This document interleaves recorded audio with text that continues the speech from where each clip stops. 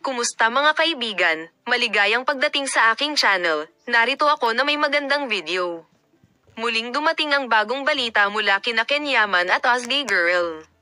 Si Yaman, isa sa pinakasikat na aktor sa telebisyong Turkish at kilala sa buong mundo para sa kanyang mga tungkulin sa serye sa TV, ay naging paksa ng maraming usapan sa oras na ito. Ang kanyang karera ay wala sa kanyang propesyonal na buhay, ngunit sa kanyang personal na buhay. Nakakagulat na inihayag ng 34-na-year-old actress na pumirma siya ng marriage contract.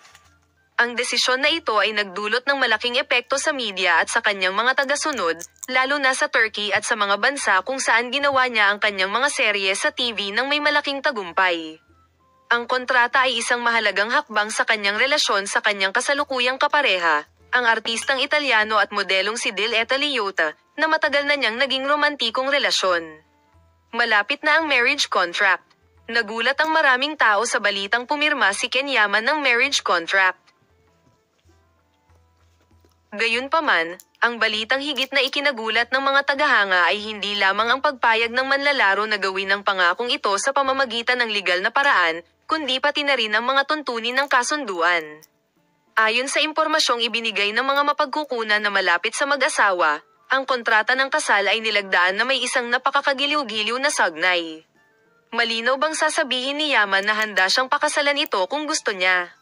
Sa madaling salita, nilinaw ng aktres na hindi lamang siya handa na pumirma sa mga legal na dokumento, kundi pati na rin na ang desisyon na magpakasal ay dapat na isang kahilingan sa isa't isa nang walang pressure. Hanggat maaari kitang pakasalan, ang pinakamatunog na pangungusap ng lagdang ito ay walang alinlangan ng pangungusap na sinabi ni Ken Yaman noong pumirma sa kontrata. Hanggat maaari kitang pakasalan sa kabila ng kabigatan ng kaganapan, ang romantikong tono ng mga salitang ito ay hindi napapansin ng media at hindi nagtagal ay nagsimula silang mag-isip tungkol sa katayuan ng kanilang relasyon. Ang balita na nagsimula muli ang relasyon ni Özge Gürel at Ken Yaman ay nasa listahan ng mga pinag-uusapang paksa. Magbabahagi kami ng detalyadong impormasyon tungkol sa paksa.